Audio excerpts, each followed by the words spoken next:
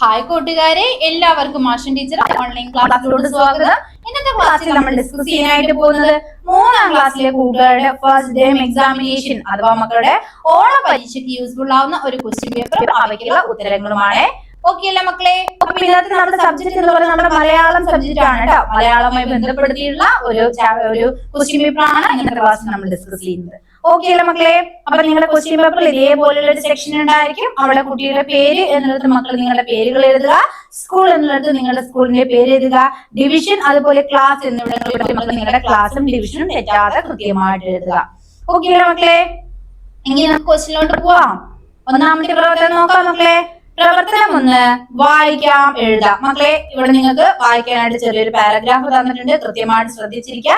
ഇതുമായി ബന്ധപ്പെടുത്തിയിട്ടാണ് നമുക്ക് ഇനി വരുന്ന ക്വസ്റ്റ്യൻസ്. അതുകൊണ്ട് ഈ സെക്ഷൻ കൃത്യമായി ശ്രദ്ധിച്ചാലേ നമുക്ക് ചോദ്യങ്ങൾക്ക് ഉത്തരം എഴുതാൻ പറ്റൂ. ഓക്കെ അല്ലേ മക്കളെ? മിസ് കൃത്യമായിട്ട് വായിക്കാൻ ശ്രദ്ധിച്ചിരിക്കണേ. കാറ്റ് വന്ന് വിളിച്ചാണ് ആനി ഉണർന്നത്. വണ്ടി വനത്തിനുള്ളിൽ കടന്നിരിക്കുന്നു. എവിടെ നോക്കിയാലും പച്ചപ്പ് തന്നെ. പച്ചപ്പിനിടയിൽ ആനക്കൂട്ടം പോലെ കറുത്ത തടിയൻ പാറകൾ. ഇപ്പൊ മിസ് എത്തിയിട്ടുള്ളത് മക്കളെ നിങ്ങൾക്കായിട്ടുള്ള ഓണത്തിന്റെ ഒരു സ്പെഷ്യൽ ഓഫറുമായിട്ടാണ് കേട്ടോ. മറ്റൊന്നുമല്ല മക്കളെ, നമ്മുടെ ഓണം പ്രമാണിച്ച് നമ്മുടെ ആപ്പിലുള്ള എല്ലാ ക്ലാസ്സുകളും കൂട്ടുകാർക്ക് വെറും 610 രൂപയ്ക്കാണ് ഇനിയുള്ള ഒരു വർഷക്കാലത്തേക്ക് അവൈലബിൾ ആക്കി തരാനായിട്ട് പോകുന്നത് കേട്ടോ.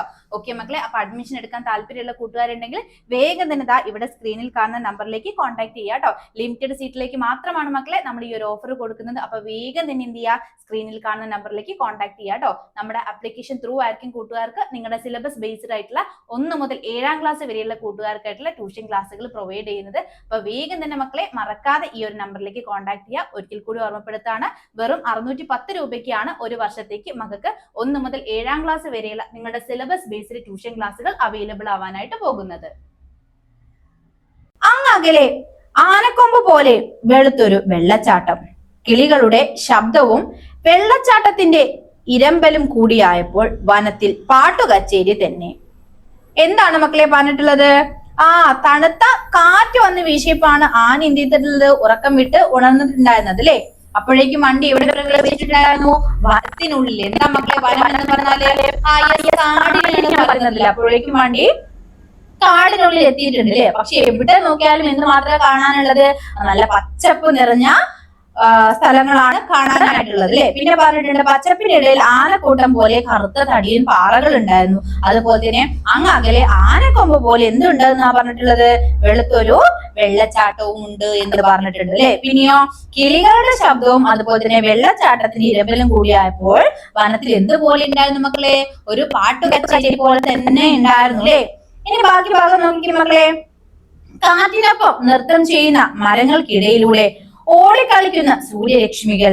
സൂര്യന് മുഖം നോക്കാൻ വേണ്ടിയാവാം കണ്ണാടി പോലെ കാട്ടരുവി പതിയെ പതിയെ ഒഴുകുന്നു. എന്താണ് മക്കളെ പറഞ്ഞിട്ടുള്ളത്? സൂര്യന് മുഖം നോക്കാൻ വേണ്ടിയാവും കണ്ണാടി പോലെയുള്ള കാട്ടരുവികള് പതിയെ പതിയെ ഒഴുകുന്നുണ്ട് എന്നാണ് പറഞ്ഞത് അല്ലെ. അതിൽ മിഠായികൾ കൊണ്ട് പാത വിരിച്ചതുപോലെ വെള്ളാരം കല്ലുകൾ. അതിൽ എന്തുണ്ട് മക്കളെ? മിഠായികൾ കൊണ്ട് ഇങ്ങനെ പാത വിരിച്ചതുപോലെ വെള്ളാരം കല്ലുകൾ ഉണ്ട് അല്ലെ.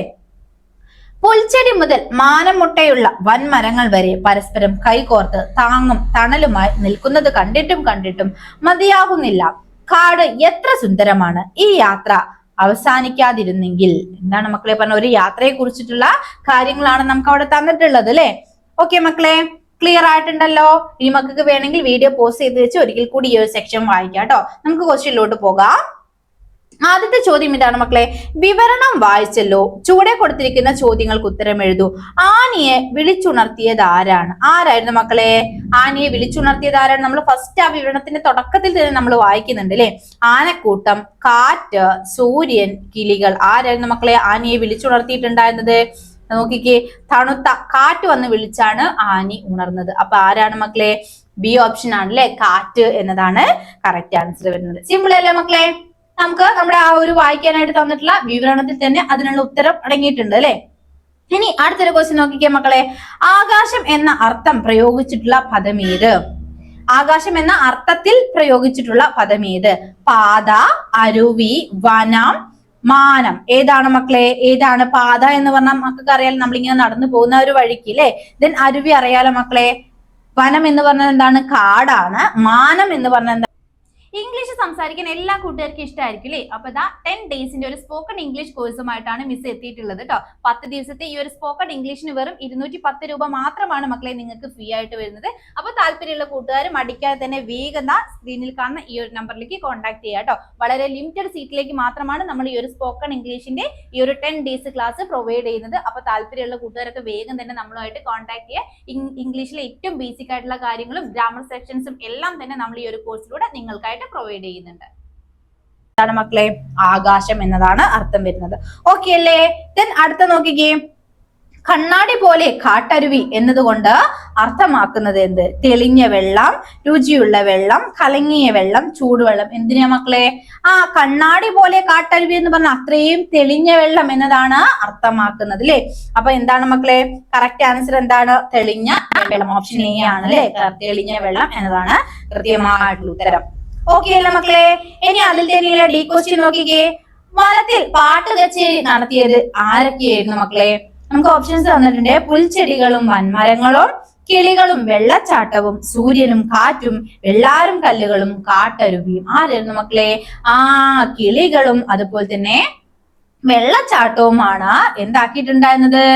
വനത്തില് പാട്ടുകച്ചേരി നടത്തിയിട്ടുള്ളത്. ഓക്കെ അല്ലേ മക്കളെ? ഇനി അതിലെ തന്നെ ലാസ്റ്റ് ക്വസ്റ്റ്യൻ നോക്കിയേ. സൂര്യൻ മുഖം നോക്കിയത് എന്തിനാ മക്കളെ സൂര്യൻ മുഖം നോക്കിയിട്ടുള്ളത്? കണ്ണാടിയില്, ആകാശത്തില്, വെള്ളച്ചാട്ടത്തില്, കാട്ടരുവിയില്. എന്തിലായിരുന്നു? യെസ്, കാട്ടരുവിയിലായിരുന്നു സൂര്യൻ എന്ത് ചെയ്തിട്ടുള്ളത്? തന്റെ മുഖം നോക്കിക്കൊണ്ടിരിക്കുന്നത് അല്ലെ? ഓക്കെ അല്ലേ? നമുക്ക് അടുത്തൊരു പ്രവർത്തനത്തിലോട്ട് പോവാം. പ്രവർത്തനം 2 എന്താണ് മക്കളെ? രചനാശേഖരം എന്നതാണ്.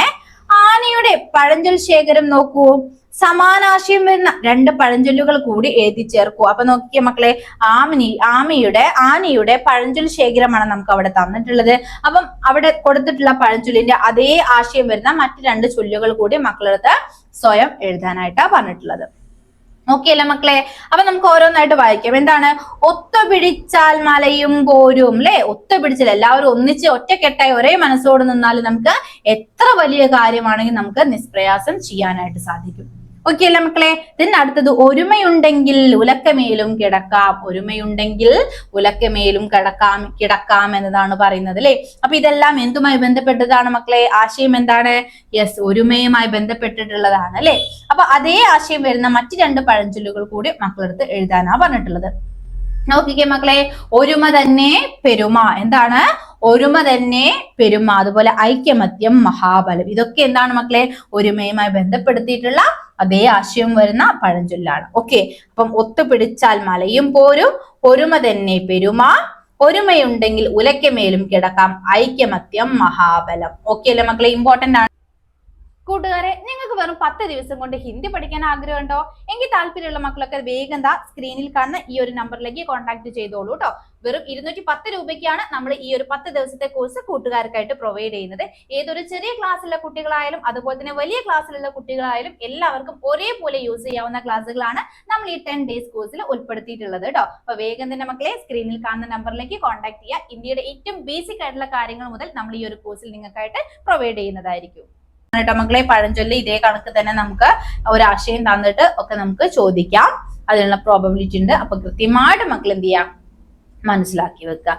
ഓക്കെ അല്ലേ മക്കളെ? ഇനി അതായത് തന്നെ മറ്റൊരു ക്വസ്റ്റ്യൻ നോക്കിക്കേ. ആനയുടെ കടങ്കഥാശേഖരം നോക്കൂ. കടങ്കഥയിൽ ഒളിച്ചിരിക്കുന്നത് ആര്? സിമ്പിൾ ക്വസ്റ്റ്യൻ അല്ലേ മക്കളെ? എല്ലാ കൂട്ടുകാർക്കും കടങ്കഥ ഒത്തിരി ഇഷ്ടമായിരിക്കും അല്ലെ? അപ്പൊ ഒന്ന് നമുക്ക് അവിടെ തന്നിട്ടുണ്ട് മക്കളെ. രാത്രി പൂക്കും മുല്ലയ്ക്ക് 12,000 പൂക്കൾ. എന്താണ്? നക്ഷത്രങ്ങൾ എന്ന് നമുക്ക് അവിടെ തന്നിട്ടുണ്ട്. ഇനി നമ്മളോട് ചോദിച്ച ക്വസ്റ്റ്യൻ ഇതാണ്. പഞ്ഞി പോലെ വെളുത്തിട്ട് മഴയ്ക്ക് മുമ്പ് കറുത്തിട്ട്. ആരാണ് മക്കളെ? ആരാണ്? ആരാണ്? പഞ്ഞി പോലെ വെളുത്തിട്ടുള്ള ആളാണ്. പക്ഷെ മഴയ്ക്ക് തൊട്ട് മുമ്പ് അയാൾ ഏത് നിറമായിരിക്കും? കറുത്തിട്ടാണ്. ആരാണ്? നമ്മുടെ മേഘം. ഓക്കെ അല്ലേ മക്കളെ? ക്ലിയർ അല്ലേ? സിമ്പിൾ ആയിട്ടുള്ള ക്വസ്റ്റ്യൻ അല്ലേ? എങ്കിൽ അടുത്തൊരു ചോദ്യം ഇതാണ് മക്കളെ. പഴങ്ങളുടെ പേര് ഉത്തരമായി വരുന്ന 2 കഥകൾ തയ്യാറാക്കാനാ പറഞ്ഞിട്ടുള്ളത്. പഴങ്ങളുമായി ബന്ധപ്പെടുത്തി, അതായത് അവ ഉത്തരമായി വരുന്ന 2 കഥകൾ സ്വയം തയ്യാറാക്കാനാണ്. നോക്കിക്കേ മക്കളെ. പച്ചക്കുപ്പായമിട്ട വീട്, വീടിനുള്ളിൽ ചുവന്ന മുറി, മുറിക്കുള്ളിൽ കറുത്ത മുത്തുകൾ. എന്താണ് മക്കളെ ഉത്തരം? നമ്മുടെ തണ്ണിമത്തനാണ് അല്ലെ? അതായത് പച്ചക്കുപ്പായമിട്ട വീട്ടിൽ അതിന്റെ പുറന്തോലി ഏത് കളറാ മക്കളെ? യെസ്, പച്ച നിറത്തിലാണ്. നോക്കിക്കേ, അതിനുള്ളിൽ ചുവന്ന മുറി എന്നാണ് പറഞ്ഞത് അല്ലേ? നമ്മൾ അതിനെ കഴിക്കാൻ യൂസ് ചെയ്യുന്ന പോർഷൻ ഏത് കളറാ? റെഡ് കളറാണ്. പിന്നെ അതിനുള്ളിലൊക്കെ എന്തുണ്ടായിരിക്കും മക്കളെ? കറുത്ത മുത്തുകൾ പോലെ അവയുടെ സീഡ്സ്, അവയുടെ കുരുണ്ടായിരിക്കും. നോക്കിയല്ലേ മക്കളെ? അടുത്തത് അകത്തറുത്താൽ പുറത്തറിയും. ഉത്തരം എന്താണ് മക്കളെ? ചക്കയാണ് അല്ലെ. നമ്മൾ എവിടെ വെച്ച് വെട്ടി മുറിച്ചാൽ അതിന് നല്ല സ്മെൽ എന്ത് ചെയ്യും മക്കളെ? എല്ലായിടത്തേക്ക് സ്പ്രെഡ് ആവും. അതാണ് പറയുന്നത് അകത്തറുത്താൽ പുറത്തറിയും. ഓക്കെ, അപ്പൊ കൂട്ടുകാർക്ക് ഇഷ്ടമുള്ള രീതിയിൽ പഴങ്ങൾ ഉത്തരം വരുന്ന കടങ്കഥകൾ ഉണ്ടെങ്കിൽ മക്കൾക്ക് കണ്ടെത്തി എഴുതാവുന്നതാണ്. ഓക്കെ അല്ലേ മക്കളെ? അടുത്തൊരു ക്വസ്റ്റിലോട്ട് നമുക്ക് പോവാം. പ്രവർത്തനം 3, നിയമാവലി തയ്യാറാക്കാം. ബലൂൺ ചവിട്ടി പൊട്ടിക്കൽ മത്സരമാണ് നമുക്ക് അവിടെ തന്നിട്ടുള്ളത് അല്ലെ. ചിത്രത്തിൽ നമുക്ക് തന്നിട്ടുണ്ട് ബലൂൺ ചവിട്ടി പൊട്ടിക്കൽ മത്സരമാണ്. ഓക്കെ മക്കളെ, ആ ഒരു മത്സരത്തിന്റെ നിയമാവലി നമുക്ക് തന്നിട്ടുണ്ട്. ഒരു സമയം 10 പേർക്ക് മത്സരിക്കാം. എല്ലാവരും ഇടതുകാലിൽ ബലൂൺ കെട്ടണം. അടയാളപ്പെടുത്തിയിരിക്കുന്ന കളത്തിനുള്ളിലാണ് മത്സരം. സ്വന്തം ബലൂൺ പൊട്ടാതെ മറ്റുള്ളവരുടെ ബലൂൺ ചവിട്ടി പൊട്ടിക്കണം. അവസാനം വരെ ബലൂൺ പൊട്ടാതെ സൂക്ഷിക്കുന്ന ആളാണ് വിജയി. ഓക്കെ, അപ്പൊ ഇതാണ് നമുക്ക് എന്ത് തന്നിട്ടുള്ളത് മക്കളെ? ആ ഒരു ബലൂൺ ചവിട്ടി പൊട്ടിക്കൽ മത്സരത്തിന്റെ നിയമാവലി തന്നിട്ടുള്ളത് അല്ലെ. നമ്മൾ എല്ലാവരും കളിക്കുന്ന ഒരു ഗെയിം ആണല്ലോ അത്. കൂട്ടുകാർക്ക് ഇഷ്ടമല്ല മക്കളെ ബലൂൺ ചവിട്ടി പൊട്ടിക്കുന്ന ആ ഒരു ഗെയിം? ഞാൻ മക്കളോട് പറഞ്ഞത് ഇതാണ്. ആനയുടെ സ്കൂളിൽ നടന്ന ബലൂൺ ചവിട്ടി പൊട്ടിക്കൽ മത്സരത്തിന്റെ നിയമാവലി വായിച്ചല്ലോ. ഇതുപോലെ നിങ്ങൾക്ക് ഇഷ്ടപ്പെട്ട ഒരു കളിയുടെ നിയമാവലി തയ്യാറാക്കൂ എന്നാണ് പറഞ്ഞിട്ടുള്ളത്. ഓക്കെ അല്ല മക്കളെ? അപ്പൊ നിങ്ങൾക്ക് ഇഷ്ടപ്പെട്ട ഏതെങ്കിലും ഒരു കളിയുടെ പേരും അതേപോലെ തന്നെ അവയുടെ നിയമാവലി എഴുതണം. മക്കൾക്ക് മനസ്സിലായോ? ഇമ്പോർട്ടന്റ് ആയിട്ടുള്ള ക്വസ്റ്റ്യൻ ആണ്. ഇതുപോലെ ഒരു കളിയും അതിനെ കുറിച്ചുള്ള നിയമാവലി നമ്മൾ മുന്നേ ഒരു ക്വസ്റ്റ്യൻ പേപ്പറിൽ നമ്മൾ കണ്ടിട്ടുണ്ട് അല്ലെ. ഓക്കെ, അപ്പൊ അത് ഷുവർ ക്വസ്റ്റ്യൻ ആണ് മക്കളെ. ഏതെങ്കിലും ഒരു ഗെയിമിനെ കുറിച്ച് ഡീറ്റെയിൽഡ് ആയിട്ട് മക്കളെ എഴുതി തന്നെ പഠിക്കണം. ഓക്കെ, നോക്കിക്കേ. ഇപ്പൊ മിസ് എത്തിയിട്ടുള്ളത് മക്കളെ നിങ്ങൾക്കായിട്ടുള്ള ഓണത്തിന്റെ ഒരു സ്പെഷ്യൽ ഓഫറുമായിട്ടാണ് കേട്ടോ. മറ്റൊന്നുമല്ല മക്കളെ, നമ്മുടെ ഓണം പ്രമാണിച്ച് നമ്മുടെ ആപ്പിലുള്ള എല്ലാ ക്ലാസ്സുകളും കൂട്ടുകാർക്ക് വെറും 610 രൂപയ്ക്കാണ് ഇനിയുള്ള ഒരു വർഷക്കാലത്തേക്ക് അവൈലബിൾ ആക്കി തരാനായിട്ട് പോകുന്നത് കേട്ടോ. ഓക്കെ മക്കളെ, അപ്പൊ അഡ്മിഷൻ എടുക്കാൻ താല്പര്യമുള്ള കൂട്ടുകാരുണ്ടെങ്കിൽ വേഗം തന്നെ ഇവിടെ സ്ക്രീനിൽ കാണുന്ന നമ്പറിലേക്ക് കോൺടാക്ട് ചെയ്യുക കേട്ടോ. ലിമിറ്റഡ് സീറ്റിലേക്ക് മാത്രമാണ് മക്കളെ നമ്മൾ ഈ ഒരു ഓഫർ കൊടുക്കുന്നത്. അപ്പൊ വേഗം തന്നെ എന്ത് ചെയ്യുക? സ്ക്രീനിൽ കാണുന്ന നമ്പറിലേക്ക് കോൺടാക്ട് ചെയ്യുക കേട്ടോ. നമ്മുടെ ആപ്ലിക്കേഷൻ ത്രൂ ആയിരിക്കും കൂട്ടുകാർക്ക് നിങ്ങളുടെ സിലബസ് ബേസ്ഡ് ആയിട്ടുള്ള 1 മുതൽ 7ാം ക്ലാസ് വരെയുള്ള കൂട്ടുകാർക്കായിട്ടുള്ള ട്യൂഷൻ ക്ലാസ്സുകൾ പ്രൊവൈഡ് ചെയ്യുന്നത്. അപ്പൊ വേഗം തന്നെ മക്കളെ മറക്കാതെ ഈ ഒരു നമ്പറിലേക്ക് കോൺടാക്ട് ചെയ്യുക. ഒരിക്കൽ കൂടി ഓർമ്മപ്പെടുത്താണ്, വെറും 610 രൂപയ്ക്കാണ് ഒരു വർഷത്തേക്ക് മക്കൾക്ക് 1 മുതൽ 7ാം ക്ലാസ് വരെയുള്ള നിങ്ങളുടെ സിലബസ് ബേസ്ഡ് ട്യൂഷൻ ക്ലാസ്സുകൾ അവൈലബിൾ ആവാനായിട്ട് പോകുന്നത്. മക്കളെ കളിയുടെ പേര് മക്കളെ നമ്മൾ മ്യൂസിക്കൽ ചെയർ എന്ന് മക്കളെ കേട്ടില്ലേ? സംഗീത കസേര അല്ലെ, മ്യൂസിക്കൽ ചെയർ. അതിനെ കുറിച്ചാണ് മിസ് കൊടുത്തിട്ടുള്ളത്. അതിന്റെ നിയമാവലി നോക്കിക്കേ മക്കളെ. ഒരു സമയം 10 പേർക്ക് മത്സരത്തിൽ പങ്കെടുക്കാം. മത്സരത്തിൽ പങ്കെടുക്കുന്നവരുടെ എണ്ണത്തെക്കാൾ 1 കുറവായിരിക്കണം കസേരകളുടെ എണ്ണം അല്ലെ. അതിലെന്ത് വേണം? കസേരകൾ വേണം. ഉദാഹരണത്തിന് 10 പേരാണ് മത്സരിക്കുന്നെങ്കിൽ എത്ര കസേരകൾ മക്കളെ? 9 കസേരകളാണ് വേണ്ടത്. പാട്ട് വയ്ക്കുമ്പോൾ എല്ലാവരും കസേരകൾക്ക് ചുറ്റും വട്ടത്തിൽ ഓടണം. പാട്ട് നിർത്തുമ്പോൾ എല്ലാവരും പെട്ടെന്ന് ഓരോ കസേരയിൽ ഇരിക്കണം. കസേര ലഭിക്കാത്ത ആൾ മത്സരത്തിൽ നിന്ന് പുറത്താകും. ഓരോ ഘട്ടത്തിലും ഓരോ കസേര വീതം കുറയ്ക്കുകയും അവസാനം വരെ കസേരയിൽ ഇരിക്കുന്നയാൾ വിജയിയാവുകയും ചെയ്യും. പറഞ്ഞത് മനസ്സിലായോ മക്കളെ? പറഞ്ഞത് മനസ്സിലായോ? അപ്പൊ മിസ് മ്യൂസിക്കൽ ചെയറിന്റെ നിയമാവലിയാണ് തയ്യാറാക്കിയിട്ടുള്ളത്. കൂട്ടുകാർ നിങ്ങൾക്ക് ഇഷ്ടപ്പെട്ട മറ്റേത് ഗെയിമിനെങ്കിലും കുറിച്ചിട്ട് എന്ത് ചെയ്യുക? ഇതേപോലെ നിയമാവലിയൊക്കെ മക്കള് പഠിച്ചിരിക്കുക. ഓക്കെ അല്ലേ മക്കളെ? ഇമ്പോർട്ടന്റ് ക്വസ്റ്റ്യൻ ആണ്. നമുക്ക് റിപ്പീറ്റഡ് ആയിട്ട് വരുന്നൊരു ക്വസ്റ്റ്യൻ ആണ്. ഇമ്പോർട്ടന്റ് ആണ്. മക്കള് നിർബന്ധമായിട്ടും ഏതെങ്കിലും ഒരു കളിയെ കുറിച്ചിട്ട് എന്ത് ചെയ്യുക? എഴുതി തന്നെ പഠിക്കുക. ഓക്കെ അല്ലേ മക്കളെ? അപ്പൊ ഇന്നത്തെ ക്ലാസ്സിൽ ഇത്രയും ക്വസ്റ്റ്യൻസ് ആണ് നമ്മൾ ഡിസ്കസ് ചെയ്യുന്നത്. ഓരോ ക്വസ്റ്റ്യനും അത്രയും അധികം ഇമ്പോർട്ടന്റ് ആണ് മക്കളെ. ഇതേ മോഡൽ സെയിം ക്വസ്റ്റ്യൻസ് തന്നെ മക്കളുടെ എക്സാമിന് വരുന്നുണ്ടായിരിക്കുള്ളൂ. ഓക്കെ അല്ലേ മക്കളെ? അപ്പൊ ഇന്നത്തെ ക്ലാസ് നമുക്ക് ഇവിടെ വൈൻഡ് അപ്പ് ചെയ്യാം. അടുത്ത ദിവസം മറ്റൊരു പുതിയ ടോപ്പിക്കുമായിട്ട് നമുക്ക് വീണ്ടും കാണാം.